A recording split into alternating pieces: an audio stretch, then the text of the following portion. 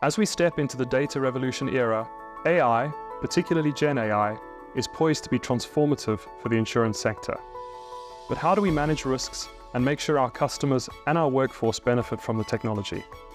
To help answer these questions, I'm meeting two leaders in the European insurance industry, Alison Martin, EMEA CEO at Zurich Insurance Group, and Urs Baertschi, Global CEO for Property and Casualty at Swiss Re. I think there's been a lot of hype about AI in the last few months, particularly through Gen AI. But this looks to be a technology which is truly transformative for many industries, but also the insurance sector. That said, it comes with a significant amount of risk, which we all need to be aware of and learn how to manage. Maybe I'll start this one with you, Urs. How are you seeing at Swiss Re the opportunity of AI and particularly Gen AI? Where do you think this can actually transform the customer experience and the nature of the insurance value chain? Phil, you mentioned the hype, but it certainly feels like we're at the peak of that hype cycle right now when it comes around Gen AI.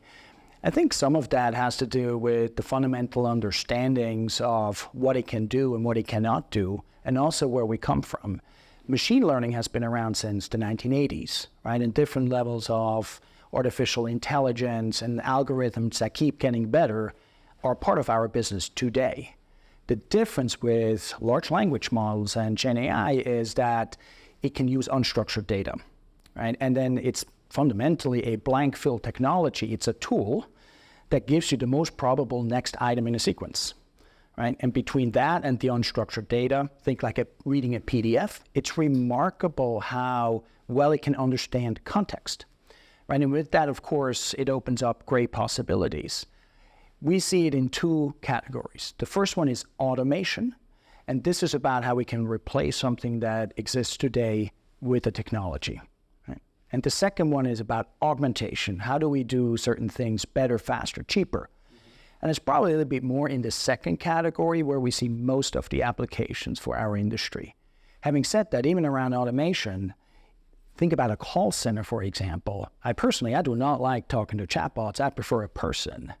But I've talked to one insurance company in the industry, and they said the average time that their call center agents had before was 5 minutes, and now it's 1 minute. That's a massive reduction, and at the same time, customer experience is going up. So my hope is the next time I call in, I actually get a better customer experience as a result of that. The other thing that you said, there are opportunities, there are also threats, right? And the bad things that we're going to get in, fraud, deepfakes, false positives, false negatives, they're going to get a lot better. And so a big part around the industry's focus around Gen AI also has to be on defense, not just playing offense.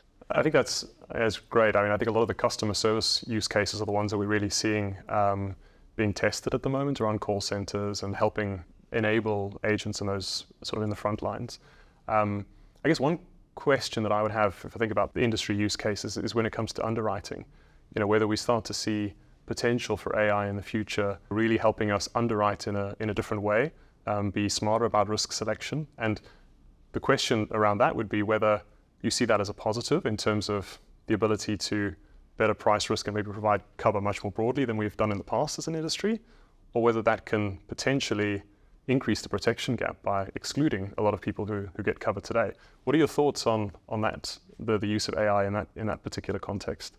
We're actually much more focused initially at Swiss Re on the operational aspects, thinking about contracts, thinking about claims, and so on. I think that's where we see a lot of potential. When it comes to the underwriting side, on the one hand, you could think about maybe this technology allows us to get to cover more people around the world in ways that we haven't been able to do. That would be the positive spin. There's certainly also elements around risk management where you can see application. But there is also a potential dark side of applying this technology where it could introduce bias, right? And therefore actually increase exclusion rather than shrinking the protection gap. So on the underwriting side, we're really going to have to think this through and balance both the positive aspects of it, where we can reach more people and insure and protect more people, versus maybe the unintended consequences. Maybe expanding on this idea of risk, Alison, I think there's clearly a balance to be had here where the speed of adoption, I mean, this is a technology which I think you risk being left behind if we don't adopt it as an industry. And of course, everyone's experimenting. But of course, there's a risk you can adopt it too fast and, suffer some of the unintended consequences that Urs mentioned. How are you thinking about balancing the risks of this technology at Zurich?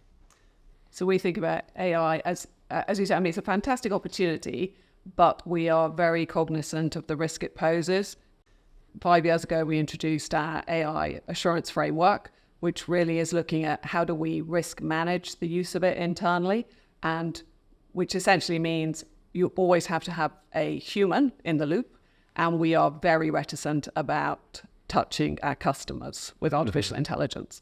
Now, that I think you said it, Phil, in your introductory remarks around the use of it for enabling agents to serve customers. We think there's lots of fantastic ways that AI can support agents to give customers better advice. We can look at giving more risk insights. However, having AI speak to our customers, we are very, very nervous about that. When we think about use cases for AI, one of the things we think about is what's the potential for negative consequence to our customers. And it's a very high bar that any technology would have to get over for us to put it in front of our customers. Thank you both for joining me today for this fantastic conversation.